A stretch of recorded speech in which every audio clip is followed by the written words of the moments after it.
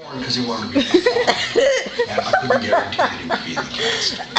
So Jonathan knew each other, so there was a chemistry there. I'm like joking. Lampoon's Lemmings.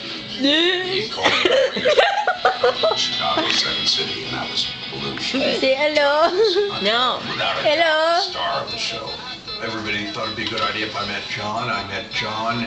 He told me that he didn't do We didn't have Gilda, who also Does this make you nervous? He does, but Gilda was doing the Lampoon show. She was someone that was like part of the family already. Bill was also somebody that we were really on hiring. We wanted to hire this Canadian guy that we were suspicious of. Ackroyd fellow.